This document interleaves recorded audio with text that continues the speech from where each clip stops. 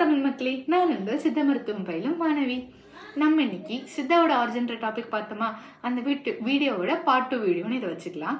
இந்த வீடியோவில் நான் உங்களுக்கு என்ன சொல்ல வந்திருக்கேன்னா, ஐம்பூதத்தினால இந்த உலகமும் உடலும் எப்படி உருவாச்சுன்றதை நான் சொல்ல வந்திருக்கேன்.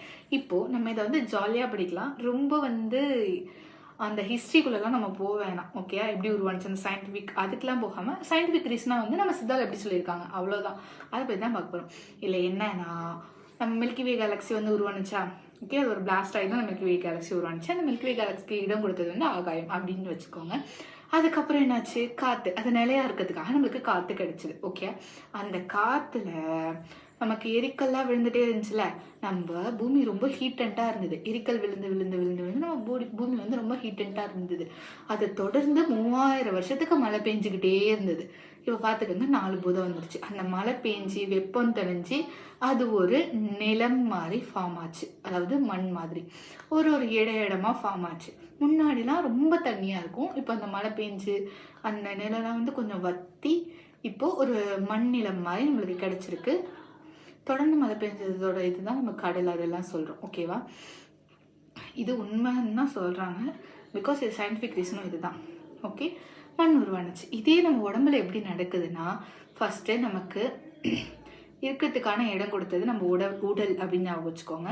அதை ஆகாயம் அப்படின்னு ஞாபகம் வச்சுக்கோங்க. இல்லை நீங்கள் இந்த சுற்றி இருக்க சரௌண்டிங்கே வச்சுக்கலாம். ஓகேவா, அது இல்லாமல் மூச்சு காற்று, அதுதான் நம்மளுக்கு வலி. அதாவது காற்று நமக்கு ஒவ்வொரு செல் டிவைட் ஆகுறதுக்கும் நம்மளுக்கு காற்று ஹெல்ப் பண்ணுது. அப்போ காற்று நம்மளுக்கு ரொம்ப முக்கியம். அப்போது இன்னொரு பூதமாக நம்மளுக்கு காற்று ஹெல்ப் பண்ணுது. 3வது பூதமாக இதை பார்க்க போகிறோன்னா தீபூதம். நம்ம பாடி பிளட் சர்க்குலேஷன்லாம் ஆகி ஹீட்டண்டாக இருந்தால் தான் நம்ம உயிரோடு இருக்கோன்றதுக்கே அர்த்தம் உண்டு. ஓகேவா, அப்போது நம்மளுக்கு தீபூதமும் ஹெல்ப் பண்ணுது.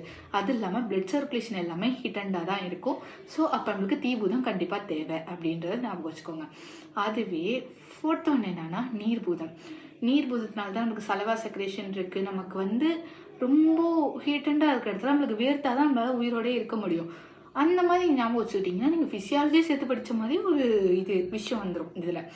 அதுவே திருப்பி மண்பூதம்னு பார்த்தோன்னா இந்த உடல் அமைப்பு. ஓகேயா, இதுதான் ஞாபகம் வச்சிடும். ஃபஸ்ட்டு ஆகாயன்றது நம்ம சுற்றி சரௌண்டிங்கில் உள்ள நம்மளுக்கு ஒரு ஸ்பேஸு. அதுக்கப்புறம் என்னன்னா நமக்கு இந்த மூச்சு காற்று. அதுக்கப்புறம் என்னதுன்னா நமக்கு உடம்பெல்லாம் ஹீட் ஆகுது பிறகு நம்ம பிளட் சர்க்குலேஷன் அப்படின்னு ஞாபகம் வச்சுக்கோங்க. அதுக்கப்புறம் நீர், நம்ம சலைவா, நம்ம பாடியில் இருக்கிற ஹீட்டு, சிஎஸ்எஃப், இது எல்லாத்தையும் நம்ம ஞாபகம் வச்சுக்கோங்க. இது எல்லாத்தையும் சேர்ந்து நம்ம உடல் உருவாயிருக்கு அப்படின்றது நீங்கள் ஞாபகம் வச்சுக்கிறதுக்காக சொல்கிறேன். அதுக்கப்புறம் மண் நமக்கு உடல் அமைப்பை கொடுக்குது அப்படின்னு சொல்கிறோம். ஓகேவா, இப்போது இது எப்படி அழியுது அப்படின்றத பார்க்க போகிறோம். எப்படி ஆரம்பிச்சதோ அந்த மாதிரி அழியாது.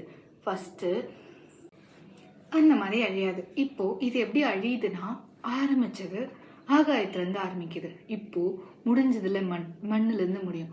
மண்ணுன்றது நம்ம உடம்பு தானே சொல்கிறோம். நம்ம உடம்புல உள்ள ஆர்கன்ஸில் ஏதாச்சும் குளரானதுன்னா நம்ம உயிர் நம்மளை விட்டு பிரியும்.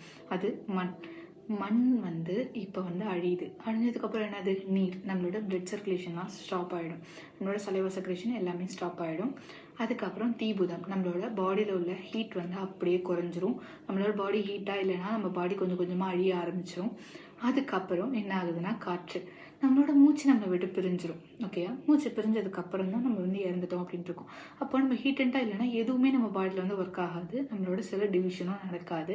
அப்போது நம்ம அந்த இடத்துல முழுமையாக இறந்துட்டோம் அப்படின்றத இது பண்ணுவோம். ஆகாயம் அப்படின்றது நம்மளோட ஆன்மா போயிட்டு ஆகாயத்தில் சேர்றது. அதாவது நம்ம உடம்பு ஃபுல்லாகவே அழிஞ்சு போகிறது.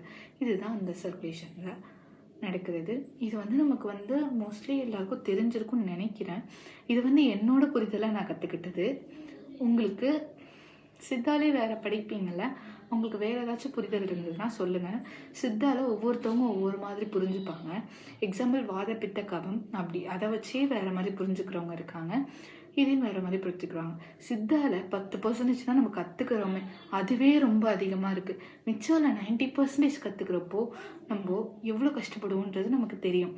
ஸோ இப்போது எனக்கு புரிஞ்சுக்கிட்டது இவ்வளோதான். உங்களுக்கு ஏதாச்சும் எக்ஸ்ட்ரா தெரிஞ்சதுன்னா நீங்களும் சொல்லுங்கள்.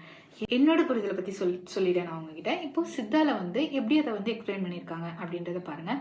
இதை வச்சு நான் புரிஞ்சுக்கிட்டது தான் இது அப்படின்னு அவங்கள்ட்ட சொல்கிறேன்.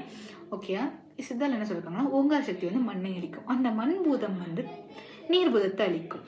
அந்த நீர்பூதம் தீபூதத்தை அழிக்கும். தீபூதம் காற்றை அழிக்கும். காற்று ஆகாயத்தை அழிக்கும். இப்படி ஒன்றுக்கு ஒன்று அதிகமாகி ஒன்றுத்த ஒன்று அழிக்குது அப்படின்னு சொல்கிறாங்க.